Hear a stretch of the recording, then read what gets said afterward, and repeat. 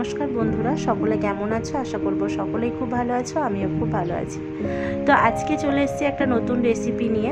তোমাদের সবার কাছে নতুন নাই হতে পারে, আমি প্রথমবার রান্না করছি এটা।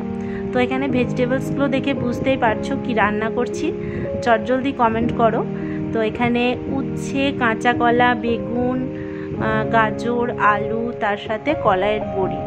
তো এই কটা আইটেম দিয়েই রান্নাটা হবে। তো চলো এখানে কড়াইয়ে তেল নিয়ে একে একে সব ভেজে নিচ্ছি। প্রথমে বেগুনটা ভেজে নিয়েছি, তারপর কলাইয়ের বড়ি, তারপর এদিকে উচ্ছেটাও ভাজা হয়ে গেছে। এখন দিয়ে দিয়েছি কাঁচা কলাগুলো ভালোভাবে ভেজে নিয়ে এরপর দেব গাজর আর আলু। তো বলেই দিই কি রান্না হচ্ছে। এটা হচ্ছে শুক্তো। তো শুক্তো রান্নাটা আমি প্রথমবার করছি, এর আগে কখনো করিনি। তো যাই হোক, এটা শিখে নিই। শুক্তোটা খেতেও খুব ভালো লাগে। দেখো এখানে সব রকম সবজিগুলো কিন্তু আলাদা আলাদা করে ভেজে নিয়েছি, আর ভেজে একটা প্লেটের মধ্যে রেখে নিয়েছি। এরপর কড়াইয়ের মধ্যে তেল, 5 ফোড়ন, শুকনো লঙ্কা, তেজপাতা দিয়ে তারপর আমি কিন্তু এবার মশলাটা কষিয়ে নেব। যেহেতু নিরামিষ রান্না হচ্ছে তাই বেশি কিছু মশলা ইউজ করব না, শুধুমাত্র আদা বাটা আর একটু অল্প পরিমাণে জিরে গুঁড়ো। তো চলো দেখতে থাকো। আমি এদিকে রান্না করছি আর এদিকে দেখো ঋষিত চলে এসছে আমার কাছে গল্প করতে। তুমি কি খাচ্ছ? কি খাচ্ছ? নাশপাতি। আমাকে দাও। না সোনা, তুমি খাও। ভালো নাশপাতিটা? কেমন নাশপাতিটা কেমন? তো ফোড়নগুলো দিয়ে নাড়াচাড়া করতে করতে এর মধ্যে দিয়ে দিলাম একটা গোটা টমেটো। এইভাবে শুক্তো রান্না করলে কিন্তু শুক্তোর টেস্টটাই পাল্টে যাবে। তোমরা একবার আমার মতো করে ট্রাই করে দেখতে পারো। তো এরপর দিয়ে দিলাম আদার পেস্টটা। তো আদা পেস্টটা দিয়ে, টমেটো কিন্তু গোটাই থাকবে, আদা পেস্টটা দিয়ে ভালোভাবে নাড়াচাড়া করতে করতে এর মধ্যে দিয়ে দিয়েছি অল্প পরিমাণে হলুদ, যাতে মশলাটা ফুটফাট করে না ফোটে।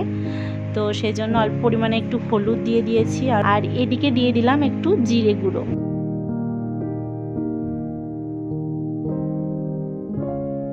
তো চলো এরপর একটু জল দিয়ে ভালোভাবে মশলাটাকে কষিয়ে নেব।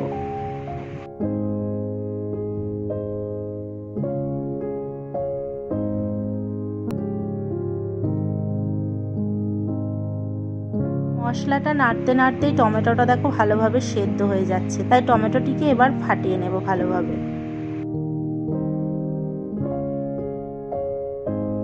মশলা ভালোভাবে কষানো হয়ে গেলে, আমি যতদূর জানি মশলা থেকে তেল ছাড়তে শুরু করলেই মশলা কষানো হয়ে যায়। তো মশলাটাকে ভালোভাবে কষিয়ে নিয়ে এর মধ্যে দিয়ে দিলাম আলু, গাজর, কাঁচা কলা, উচ্ছে। তো এখন বেগুনটা দেব। বেগুনটা আর তরকারিতে দেখাই যাবে না, তাই বেগুনটা এখন দেব না। এখন এগুলো দিয়ে ভালোভাবে নাড়াচাড়া করে নিই, তারপর জল দিয়ে দেব।